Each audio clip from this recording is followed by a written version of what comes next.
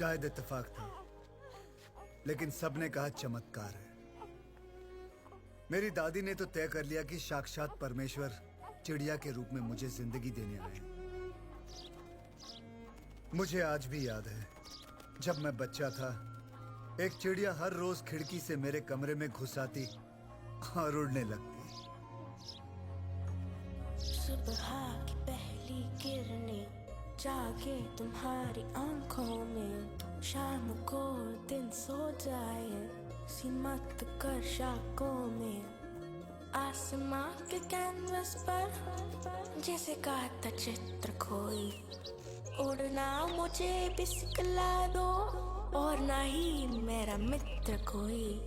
नन्ही सी जान की तुम्हारी गूंजे सदा। तभी मैंने फैसला कर लिया कि मेरी जिंदगी सिर्फ पक्षियों के लिए है। इसीलिए ऑर्निथोलॉजी पढ़ी और मैं ऑर्निथोलॉजी प्रोफेसर भी बन गया। पोन उलगालीरो भुवन मुल्दालीरो नन्नया पुली नंगाल, यह तमिल भाषा का एक बहुत ही पुराना गीत है। अर्थात, ओ पंछी तू सारे जगत पे छाया है, यहां से लेकर स्वर्ग तक धरती और आकाश तुझसे भरे हुए हैं। दुनिया के सारे पक्षियों का वजन मनुष्य के वजन से 100 गुना ज्यादा होता है। आदमी जितना खाते हैं उससे 1000 गुना ज्यादा खाते हैं पक्षी। अगर वो कीड़े नहीं खाएंगे तो यहां एक पत्ता तक नहीं बचेगा। लोगों को खाना नहीं मिलेगा, क्योंकि कीड़ों का आंकड़ा पक्षियों से 100 गुना ज्यादा होता है। अगर मनुष्य को जिंदा रहना है तो पक्षियों का जिंदा रहना बहुत जरूरी है। सर, हर साल वेदांत अंकल को आने वाले पक्षियों की गिनती कम हो रही है, ऐसा क्यों सर? पहले हर सुबह चिड़ियों की चहकने की आवाज से जगा करते थे, अब तो शहर से चिड़ियों का नामो निशान ही मिट गया है सर।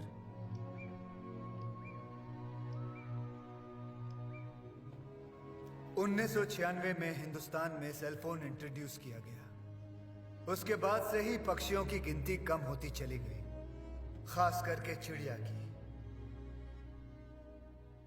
इसका नाम है आर्टिक टर्न। यह 50 ग्राम का एक छोटा सा पक्षी है। हर साल 12,000 किलोमीटर दूर अपने वेड़ंतांगल तक आता है और फिर लौट के चला जाता है। इसके पास मैप या रडार नहीं है। उसके दिमाग में आकाश से दिशा किरणों को पढ़ने की शक्ति है। उससे वो दिशा को पहचान पाता है। ये इस पक्षी की खासियत है। अब हमने सेलफोन टावर से निकलती हुई किरणों को आसमां में भर दिया है।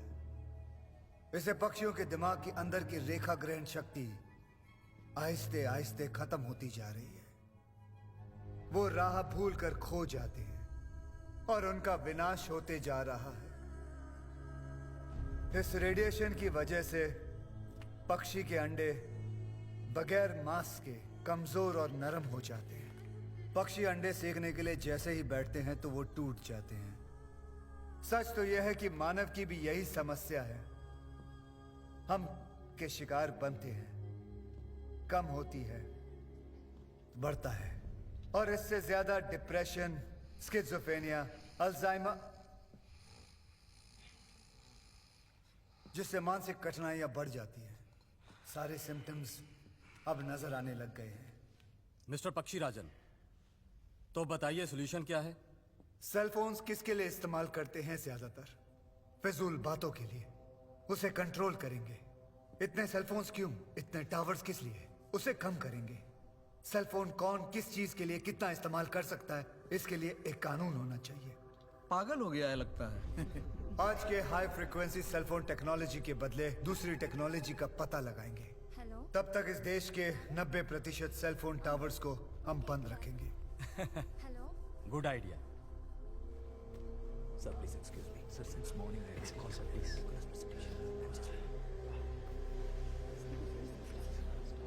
Save birds, save earth. Save birds, save earth. Don't kill, don't kill. Don't kill birds. Save birds, save birds. Save birds, save earth. Don't kill, don't kill. Don't kill birds. Stop, stop. Save birds, save earth.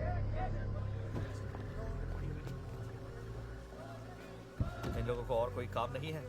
सूरज उगते ही कुत्ते, बिल्ली, कौवे, चिड़ियों की वकालत करने के लिए मोर्चा खड़ा कर देते हैं। उनको भगाते क्यों नहीं? मैंने बोला जाने को सर, बोले आपसे मिले बिना नहीं जाएंगे।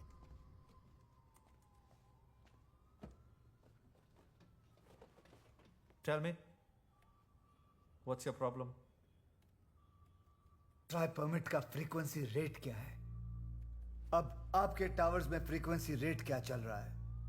आसमान में उड़ने वाले पक्षियों का गर्भ में ही नाश कर रहे हैं। Hello mister, listen. हम ट्राई के रेगुलेशंस को स्ट्रिक्टली फॉलो कर रहे हैं। पहले से ही सब्सक्राइबर्स, बाथरूम में नो सिग्नल, लिफ्ट में नो स्काइप, बेसमेंट में नो कनेक्टिविटी। यू नो, पिछले 3 महीने में 2000 सब्सक्राइबर्स ने नेटवर्क बदल दिया, पता है? झूठ मत बोलो। आप लोगों के गंदे कंपटीशन में सब्सक्राइबर्स को पकड़े रखने के लिए फ्रीक्वेंसी को जैसे मर्जी आप लोग बढ़ाते रहते हैं। अब तो वो खतरे के हद से बहुत आगे निकल चुकी है। इस रेडिएशन से पक्षियों की पूरी पीढ़ी विनाश की ओर बढ़ रही है। आपको पता है इसके बारे में? ज्यादा एग्जैजरेट कर रहे हो। सेलफोन रेडिएशन से ही बर्ड्स का विनाश हो रहा है, इसका कोई साइंटिफिक प्रूफ नहीं है। You know that? ठीक है, तुम आकर अपने सेलफोन टावर के नीचे 24 घंटे खड़े रह के दिखाओ, मैं साबित कर दूंगा। You get out. Scientific proof मांगा आपने, मैं आपको दे रहा हूं।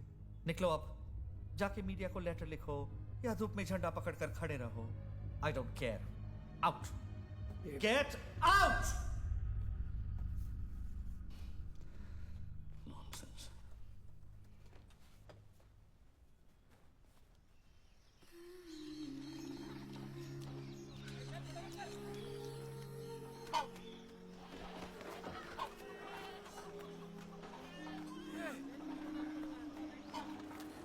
रुको, क्या कर रहे हो? बंद करो, यहाँ आसपास लोगों के घर हैं, पंछी भी आते हैं। बंद करो ये सब कुछ। ओ बुड्ढे, यहाँ एटॉमिक सेंटर तो नहीं बना रहे हैं, सिर्फ सेलफोन टावर तो लगा रहे हैं। अब तुम्हें भी अच्छी तरह सिग्नल मिलेगा। चल उठ यहाँ से। ये क्या हुआ? रामास्वामी, मैंने तुम्हें कितनी बार समझाया कि पक्षी कैसे मर रहे हैं और तुम्हें बुरा भी लगा, पर ये सब क्या करे भाई, दिवाला निकलना बाकी है बस। सारी फसल तो कीड़ों ने हजम कर ली। कीटनाशक खरीद कर बर्बाद हो गया। उसका भी कारण पक्षियों की मौत ही है। पक्षी कीड़ों को खा जाते हैं।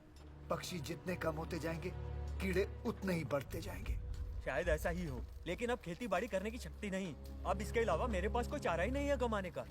तो क्या पक्षियों को मारने वाले लोगों को जमीन दोगे तुम? यहाँ पर मनुष्य ही भूखे मर रहे हैं ना, तो पक्षियों की फिक्र कोई कैसे करेगा? चलो अभी, परेशान मत करो।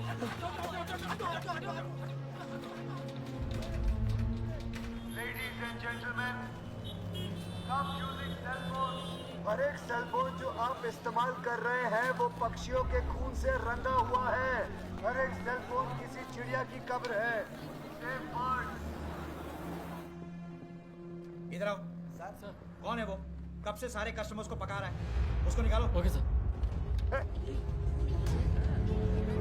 Stop using cell phones. ये लो, छोड़ो।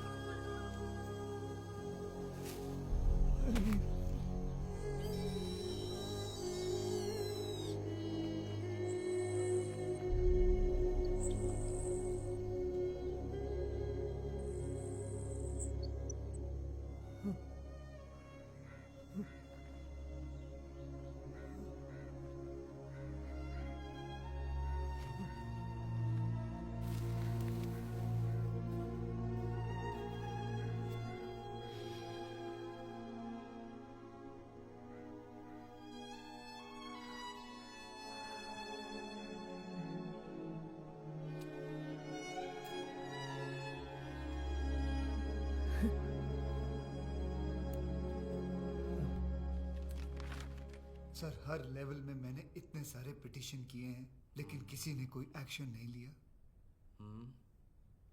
ओह, इसीलिए तो चिड़िया आजकल दिखाई नहीं देती। जब मैं छोटा बच्चा था तो कितनी सारी चिड़िया घूम घुमा करती थी, खेलता था उनके साथ में। और फिर जब मैं बड़ा हुआ तो अक्सर उन्हें पकड़ के खा जाता था 7-8। मोस्ट टेस्टी थिंग, मॉनसून में चाय और फ्राई पंछी। और वो जो चिड़िया की दवाई बनाते हैं, ही मैन मैटर।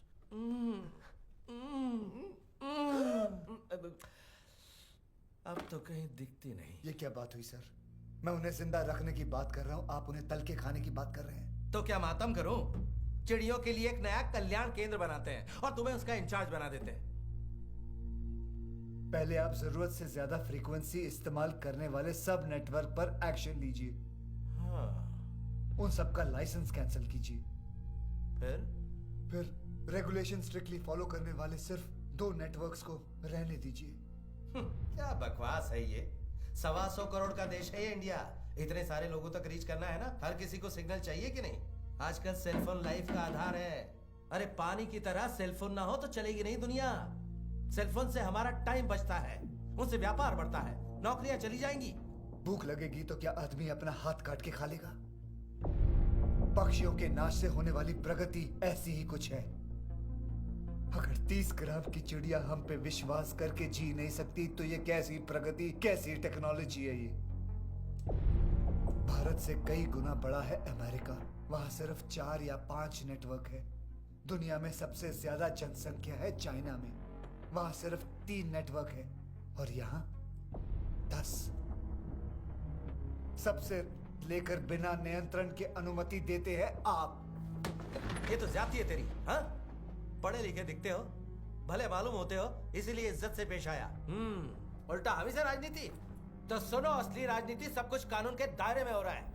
जो भी अंतरराष्ट्रीय रूल्स हैं उनको फॉलो करके ही हम यहाँ सेलफोन सर्विस दे रहे हैं। जाना है तो जाओ, कोर्ट पे जाके केस करो। चलो यहाँ से। सर आप गुस्सा क्यों हो रहे हैं? मेरी बात तो सुनिए सर। और कितना सुनाओगे? गो गो कोर्ट यू गो। जाके अपनी राम कथा जज को सुनाओ सालों तक। जाओ। पीएम बोलते हैं जनता को समय देना चाहिए। नतीजा आधे तो क्रैक लोग आ जाते हैं। कौन माथा फोड़े इनसे?